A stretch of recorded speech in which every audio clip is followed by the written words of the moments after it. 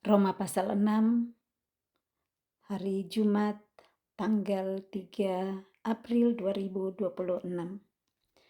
Mati dan bangkit dengan Kristus. Tema perikop pertama dari Roma pasal 6 ini bertepatan dengan hari Jumat Agung yang hari ini kita peringati, kita hayati, kita renungkan kematian Yesus karena kasih-Nya buat kita. Dan pas kita baca hari ini adalah Roma pasal 6, mati dan bangkit dengan Kristus. Ayat 1, jika demikian, apakah yang hendak kita katakan?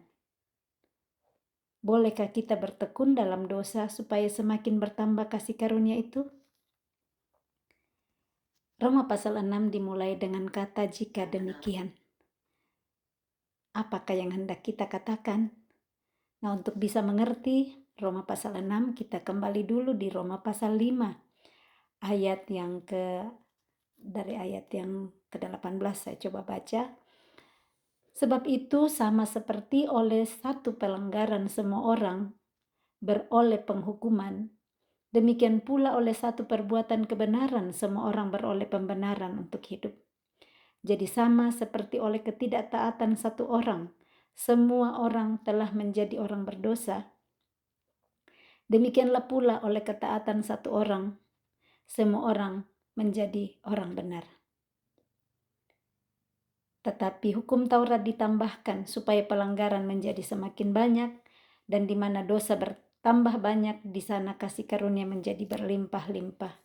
Supaya sama seperti dosa berkuasa dalam alam maut, demikian kasih karunia akan berkuasa oleh kebenaran untuk hidup yang kekal oleh Yesus Kristus Tuhan kita.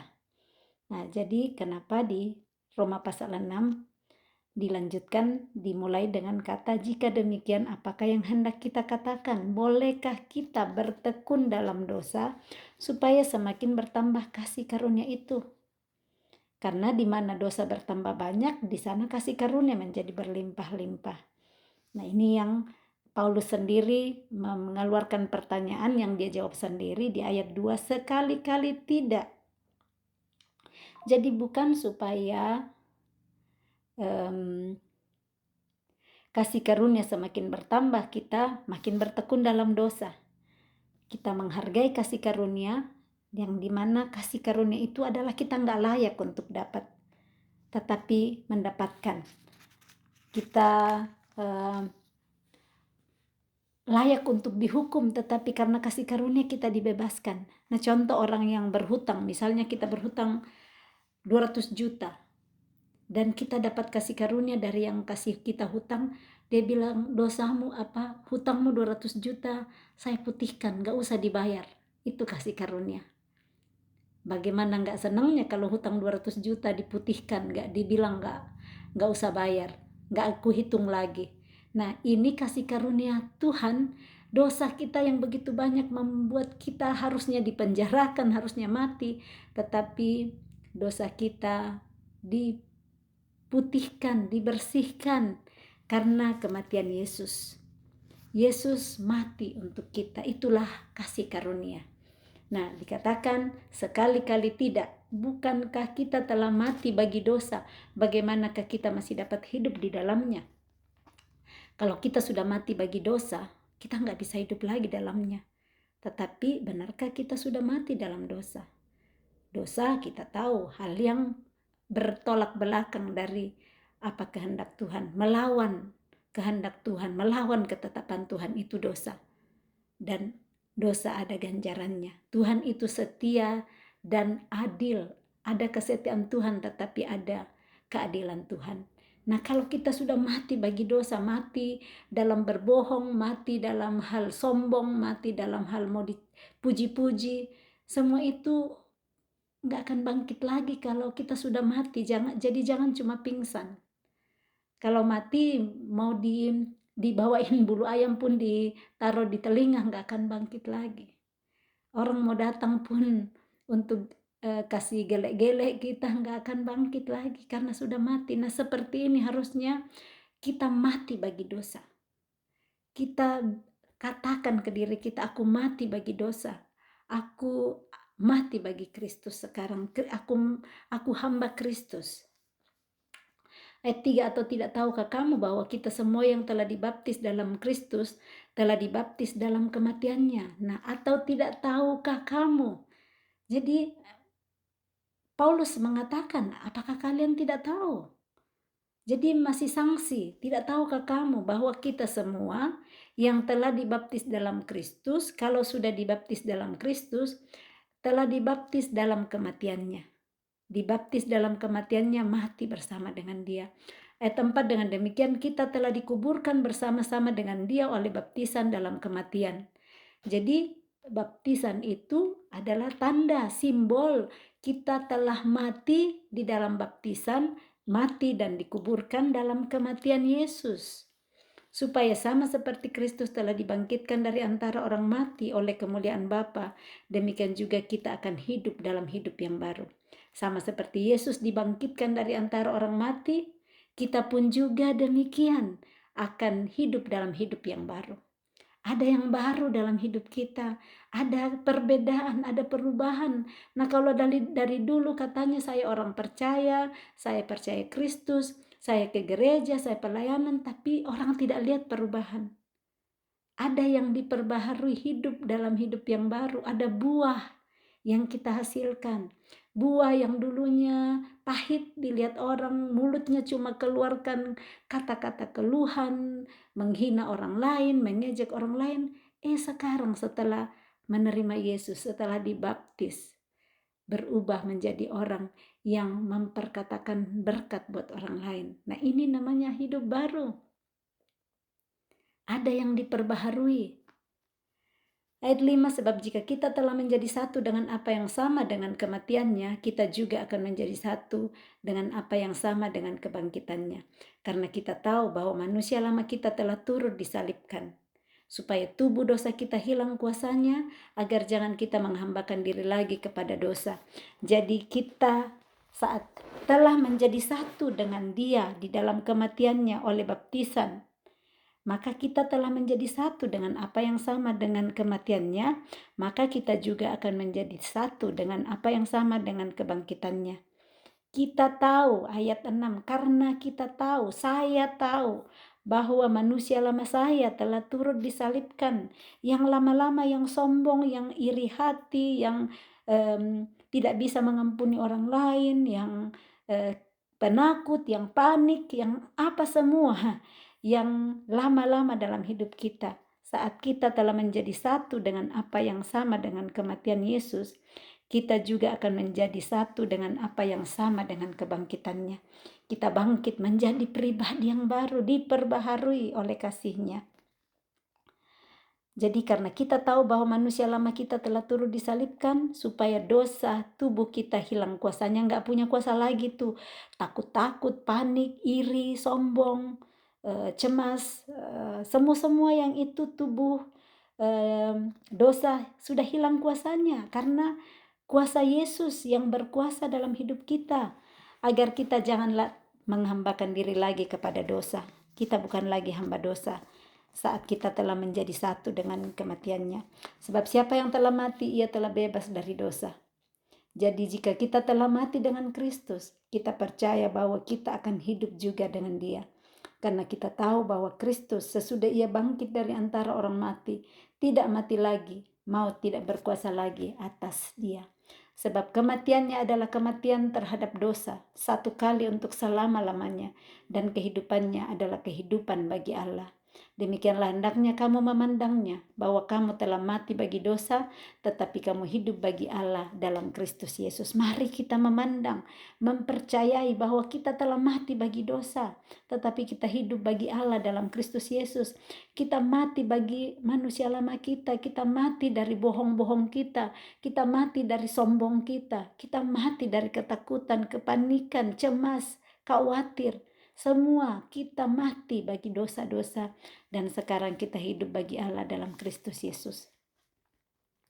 Ayat 12, sebab itu hendaklah dosa jangan berkuasa lagi di dalam tubuhmu yang fana. Hendaklah, haruslah dosa jangan berkuasa lagi di dalam tubuh kita. Caranya bagaimana? Tolak, matikan. Setiap kali mau datang, mau bohong, matikan dalam diriku. Aku punya pikiran Kristus. Aku nggak mau tipu-tipuan, mau berbohong supaya saya bisa untung. Tidak pernah bohong itu untung. Selalu malah membawa masalah. Mungkin untung di awal, tetapi buntung di akhir kalau kita ikut apa kata dosa. Sebab itu hendaklah dosa jangan berkuasa lagi dalam tubuhmu yang fana, supaya kamu jangan lagi menuruti keinginannya. Dan janganlah kamu menyerahkan anggota-anggota tubuhmu kepada dosa untuk dipakai sebagai senjata kelaliman. Jangan serahkan anggota tubuh kita. Anggota tubuh itu apa? Mata, mulut, telinga, tangan, kaki. Apa semua yang jadi anggota tubuh kita, hati kita, jangan serahkan kepada dosa. Dan kalau kita serahkan pada dosa, itu akan dipakai sebagai senjata kelaliman. Tetapi sebaliknya, lawannya daripada menyerahkan kepada dosa anggota-anggota tubuh kita, serahkanlah diri kita kepada Allah sebagai orang-orang yang dahulu mati tetapi yang sekarang hidup. Dulu memang kita mati, tetapi saat kita terima Yesus, percaya Dia, kita hidup sekarang bersama Dia. Serahkanlah diri kita, serahkan tubuh kita kepada Allah. Dan di sini, dan serahkanlah anggota-anggota tubuhmu kepada Allah untuk menjadi senjata-senjata kebenaran. Sebab kamu tidak akan dikuasai lagi oleh dosa, karena kamu tidak berada di bawah hukum Taurat, tetapi di bawah kasih karunia. Jadi ada dua pilihan, menyerahkan anggota-anggota tubuh kita kepada Allah untuk dipakai sebagai senjata kebenaran, atau diserahkan kepada dosa untuk dipakai sebagai senjata kelaliman. Tuhan tidak paksa kita, Tuhan memberikan kita rambu-rambunya, mengajarkan kebenarannya. Pilihan ada di tangan kita, mau menyerahkan anggota tubuh kita kepada Allah atau mau diserahkan kepada dosa. Nah, di sini dikatakan, sebab kamu tidak akan dikuasai lagi oleh dosa, karena kamu tidak berada di bawah hukum Taurat, tapi di bawah kasih karunia. Kasih karunia. Hari kasih karunia hari ini, di mana Yesus mati untuk kita. Mari kita tidak melihat kasih karunia itu sebagai sesuatu murahan, tetapi dengan kasih karunia yang diberikannya, mati di kayu salib untuk kita hari ini. Kita mau untuk Dia ubahkan, kita mau menyerahkan hidup kita kepada Dia untuk menjadi hamba kebenaran, bukan lagi hamba dosa. Dua macam perhambaan. Ayat 15, jadi bagaimana? Apakah kita akan berbuat dosa karena kita tidak berada di bawah hukum Taurat, tetapi di bawah kasih karunia? Sekali-kali tidak. Jadi Paulus bertanya lagi di sini, menuliskan kata tanya. Jadi bagaimana? Apakah kita akan berbuat dosa karena kita tidak berada di bawah hukum Taurat tapi di bawah kasih karunia? Sekali-sekali tidak. Oh ya, berbuat dosa aja, kan ada kasih karunia, nanti aku diampuni lagi. Tidak seperti itu. Sekali-kali tidak. Apakah kamu tidak tahu bahwa apabila kamu menyerahkan dirimu kepada seseorang sebagai hamba untuk mentaatinya, kamu adalah hamba orang itu yang harus kamu taati, baik dalam dosa yang memimpin kamu kepada kematian maupun dalam ketaatan yang memimpin kamu kepada kebenaran. Jadi ini kita perlu tahu. Apakah kamu tidak tahu? Jadi kita perlu tahu. Apabila kita menyerahkan diri kepada seseorang sebagai hamba untuk mentaatinya, kita adalah menjadi hamba orang itu yang kita harus taati. Tuhan kita harus kita taati. Jadi apakah kita mau untuk menyerahkan diri kita kepada kebenaran untuk menjadi hamba kebenaran, atau kita menyerahkan diri untuk menjadi hamba dosa? Ini baik dalam dosa. Kalau kita menyerahkan diri kepada dosa, dosa akan pimpin kita kepada kematian. Tetapi kalau kita mau menyerahkan dalam ketaatan yang memimpin kita kepada kebenaran. Ayat 17, tetapi syukurlah kepada Allah, dahulu memang kamu hamba dosa, tetapi sekarang kamu dengan segenap hati telah mentaati pengajaran yang telah diteruskan kepadamu. Jadi kita memang pernah menjadi hamba dosa, tapi sekarang kalau dengan segenap hati mentaati pengajaran yang telah diteruskan, disampaikan hamba-hambanya kepada kita, maka di sini kamu telah dimerdekakan dari dosa dan menjadi hamba kebenaran. Kalau dengan segenap hati kita mentaati pengajaran kebenaran yang telah diteruskan kepada kita, maka kita telah dimerdekakan dari dosa dan menjadi hamba kebenaran. Ayat 19, aku mengatakan hal ini secara manusia karena kelemahan kamu, sebab sama seperti kamu telah menyerahkan anggota-anggota tubuhmu menjadi hamba kecemaran dan kedurhakaan yang membawa kamu kepada kedurhakaan. Demikian hal kamu sekarang harus menyerahkan anggota-anggota tubuhmu menjadi hamba kebenaran yang membawa kamu kepada pengudusan. Sebab waktu kamu hamba dosa, kamu bebas dari kebenaran. Dan buah apakah yang kamu petik daripadanya? Semuanya itu menyebabkan kamu merasa malu sekarang, karena kesudahan semuanya itu ialah kematian. Tetapi sekarang setelah kamu dimerdekakan dari dosa dan setelah kamu menjadi hamba Allah, kamu beroleh buah yang membawa kamu kepada pengudusan, dan sebagai kesudahannya ialah hidup yang kekal. Sebab upah dosa ialah maut, tetapi karunia Allah ialah hidup yang kekal dalam Kristus Yesus, Tuhan kita. Amin. Kita telah dimerdekakan dari dosa. Setelah kita menjadi hamba Allah, kita beroleh buah yang membawa kita kepada pengudusan, dan sebagai kesudahannya ialah hidup yang kekal.